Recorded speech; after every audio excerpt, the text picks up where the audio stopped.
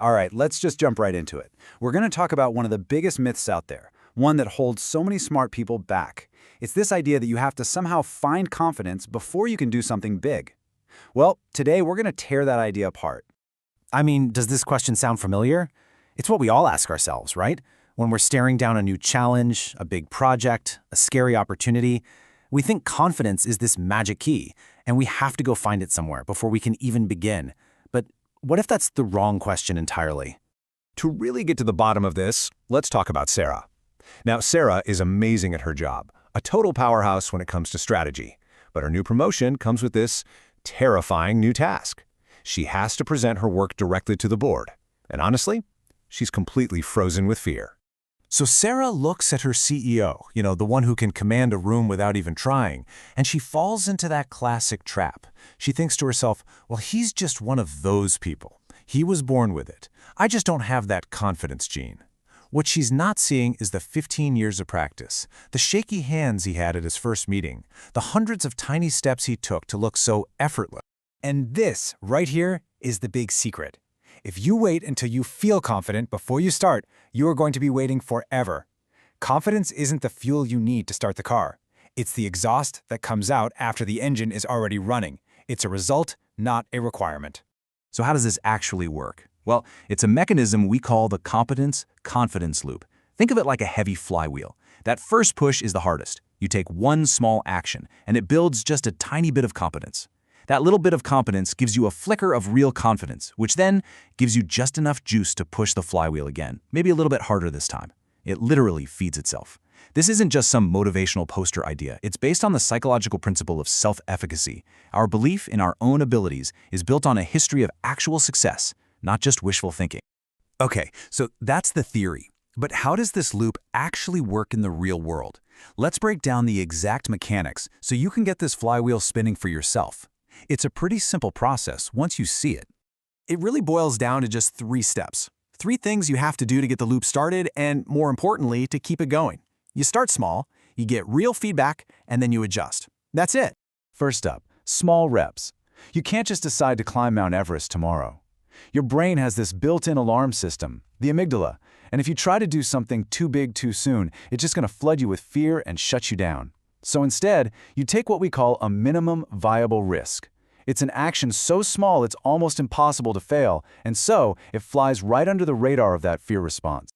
So for Sarah, this doesn't mean practicing her huge board presentation. Not yet. Her very first rep is just speaking for 2 minutes. 2 minutes in her regular team meeting, where everybody already knows and likes her. The goal isn't to be perfect. The goal is just to get through it and prove to her brain that, hey, this is survivable.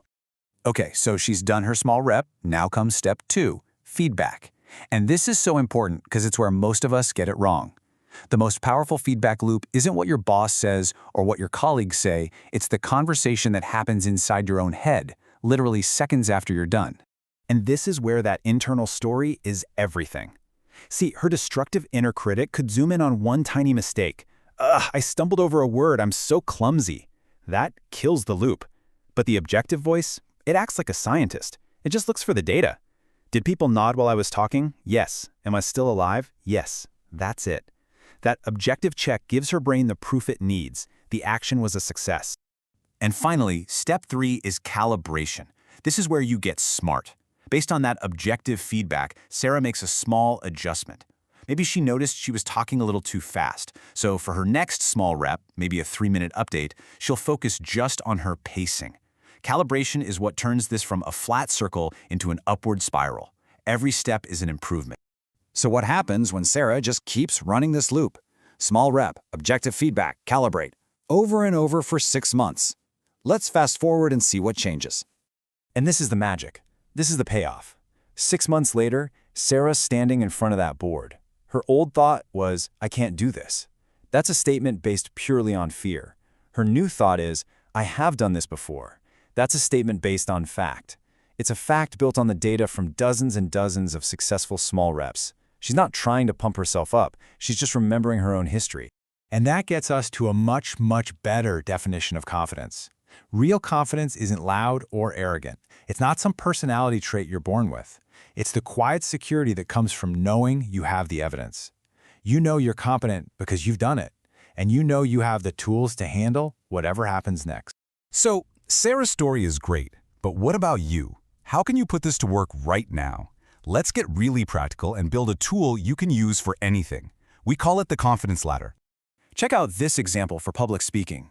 You see, you don't start at the top trying to give the big presentation. No way. Rung 1 is just recording yourself talking about a topic for 2 minutes on your phone. Nobody else even has to see it. Then rung 2 might be asking one question in a big Zoom meeting. Each rung is a perfectly designed small rep, building you up step by step to that final goal. So to wrap all this up, here's your toolkit. Number 1, and please burn this into your brain. Confidence is a result, not a requirement. Number 2, always start with a minimum viable risk to get that flywheel spinning. 3, use objective data, not that mean inner critic, to calibrate. And finally, go build your own confidence ladder for whatever skill you want to master. And that leaves us with one last, really important question. Think about that one big, scary thing you've been putting off. Forget about finding the confidence to do it. Instead, just ask yourself this: what is the smallest, safest, tiniest first step I can possibly take? What's the first rung on your ladder?